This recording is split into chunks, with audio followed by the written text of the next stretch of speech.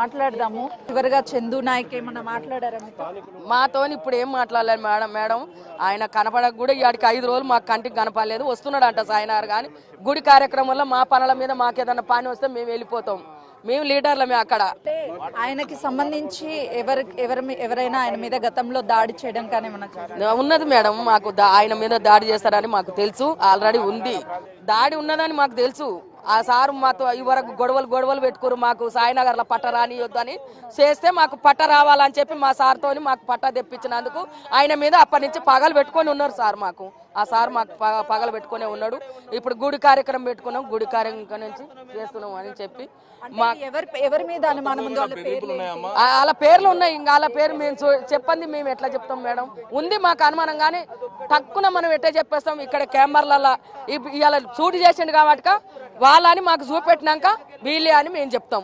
ఇంకా తొందరలో మేము ఎందుకు చెప్పవలసి వస్తుంది చూస్తున్నాం కదా. అయితే చందు నాయక్ ని హతమార్చింది కుట్రపూరితంగానే అనేక బెదిరింపులు ఉన్నాయి. మాకు అనుమానాలు కూడా వ్యక్తమవుతున్నాయి. సీసీ కెమెరాల్లో ఉన్నటువంటి ఫుటేజ్ ఆధారంగా వ్యక్తుల్ని గుర్తించిన తర్వాత ఖచ్చితంగా వాళ్ళ మీద చర్యలు తీసుకోవాలి అని చెప్తున్నారు. ప్రస్తుతం మనం చూడొచ్చు మరికొంతమంది ఉన్నారు.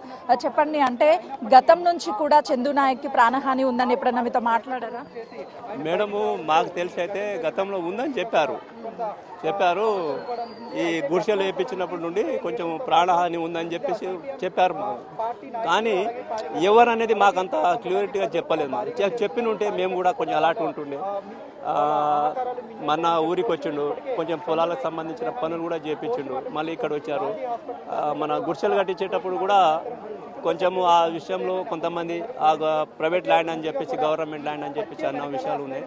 మరి ఈ పేదల కోసం పనిచేస్తుండు కాబట్టి ఆ విషయంలోనే ఈయనకు ఎప్పుడు మా మధ్యలో రావడము, ఈయనను చంపేస్తే కొంచెము గ్యాప్ వస్తుంది, ఆ గ్యాప్లో ఏదో ఒక పని చేసుకోవచ్చు అనే ఉద్దేశంతో కక్ష కట్టి పని చేసిన వాస్తవం మేడం. అది కక్ష చేసే పని చేసింది అది.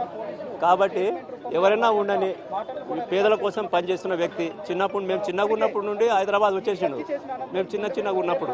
అంటే హత్య చేసింది ఎవరైనా పార్టీకి సంబంధించినటువంటి నాయకులా, లేకపోతే కుటుంబానికి సంబంధించినటువంటి వివాదాల నేపథ్యంలోనే హత్య జరిగి ఉంటుంది అనుకుంటున్నారు? కుటుంబానికి సంబంధించిన వాళ్ళు ఎవరు లేరు మేడం. మేమంతా కుటుంబంలో ఉంటున్నాం కాబట్టి కుటుంబంలో ఎవరు లేరు. వీళ్ళు సంథింగ్ ప్రైవేట్ వ్యక్తులే ఉంటారు. ప్రైవేట్ వాళ్ళను ఖచ్చితంగా చందు నాయక్ను చంపాలని ఉద్దేశంతో ఎప్పటి నుంచో ప్లాన్ చేసుకున్నారన్నట్టుగా ఉంది. మాకు కూడా అనుమానం ఉంది. కాబట్టి వాళ్ళు ఎవరైతే ఉన్నారో వాళ్ళను ఖచ్చితంగా శిక్షించాలి వాళ్ళను. ఎందుకంటే చాలామంది మంచి కోసం చేసే వాళ్ళను ఉంచట్లేదు భూమి మీద. మంచి చేస్తే మంచి వాళ్ళను ఫస్ట్ చంపేయడం జరుగుతుంది. చెడ్డ పని చేస్తే చెడ్డ వాళ్ళను మాత్రమే ఉంచుతురు. కాబట్టి మంచి కోసమే పోరాటం చేసిండు, పేదల కోసం గుడిసె లేపించిండు. కాబట్టి అలాంటి తగాదాలకు సంబంధించింది ఆయన మంచి కోసం చేసిండు కానీ చెడు కోసం ఎప్పుడు చేయలేదు. కాబట్టి ఎవరైనా సరే అలాంటి వాళ్ళు ఎవరైనా ఉంటే వాళ్ళను ఖచ్చితంగా శిక్ష పడాలి. వాళ్ళు మామూలు శిక్ష పడవద్దు. అలాంటి మళ్ళీ ఇంకోసారి రిపీట్ కాకుండా ఉండాలి. హైదరాబాద్లో అలాంటి చాలా నడుస్తున్నాయి. గవర్నమెంట్ కూడా ఎలాంటివైనా భూ సమస్య కానీ భూ తగాదాలు కానీ ఇవి ఎక్కువ ఉన్నాయి. కాబట్టి అలాంటి ఏదైనా ఉంటే వాటిపైన కొంచెము భయం అనేటట్టుగా ఉండాలి. ఎవడైనా ఆ జోలికి పోతే